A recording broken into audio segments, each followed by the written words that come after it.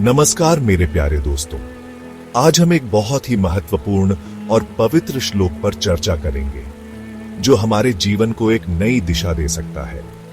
आज हम गीता के एक बहुत ही सुंदर श्लोक पर चर्चा करेंगे। यह श्लोक न केवल हमारे मन को शांति देता है, बल्कि हमें जीवन के गहरे अर्थ को समझने में भी मदद करता है।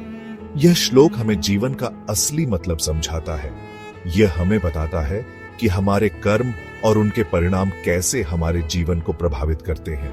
आइए पहले इस श्लोक को ध्यान से सुने और उसका शुद्ध उच्चारण करें। श्लोक 5:14। यह श्लोक हमें आत्मा की शुद्धता और कर्म के महत्व को समझने में मदद करता है। न कर्तृत्व न कर्माणि लोकस्य सृजति प्रभु। यह पंक्ति हमें यह सिखाती है कि परमात्मा किसी को भी कर्ता नहीं बनाते। न कर्म फल संयोगम स्वयं तुष्टिये परंतप। इसका अर्थ है कि परमात्मा न तो कर्मों का फल देते हैं और न ही किसी को कर्म करने के लिए बाध्य करते हैं। अर्थ, परमपिता परमात्मा न तो किसी को कर्ता बनाते हैं, न ही कर्म और न ही कर्मों का फल देते हैं। यह श्लोक हमें यह समझने में मदद करता है कि हम अपने कर्मों के लिए स्वयं जिम्मेदार हैं। न ही कर्म और न ही कर्मों का फल देते हैं। यह हमें यह भी सिखाता है कि हमें अपने कर्मों का फल स्वयं ही भोगना पड़ता है। यह तो बस हमारी सोच और समझ है। हमें अपने जीवन में सही दिशा में कर्म करने की प्रेरणा मिलती है और यह श्लोक हमें आत्मा की शुद्धता और कर्म के महत्व को समझने में मदद करता है। यह श्लोक हमें क्या सिखाता है? यह हमें जीवन के गहरे अर्थों को समझने का अवसर देता है। यह हमें सिखाता है कि सुख और दुख तो जीवन का हिस्सा है, जैसे बारिश की बूंदें। बारिश की हर बूंद अपने साथ एक नई कहानी लाती है। कभी धूप खिली होती है, कभी बादल छा जाते हैं। जीवन में भी ऐसे ही उतार चढ़ाव आते हैं जो हमें मजबूत बनाते हैं। देखिए, बारिश हो रही है। यह बारिश हमें जीवन की अनिश्चितताओं की याद दिलाती है। बच्चे कितने खुश हैं, नाच रहे हैं, गा रहे हैं। उनके लिए यह बारिश एक उत्सव है, एक आनंद का पल।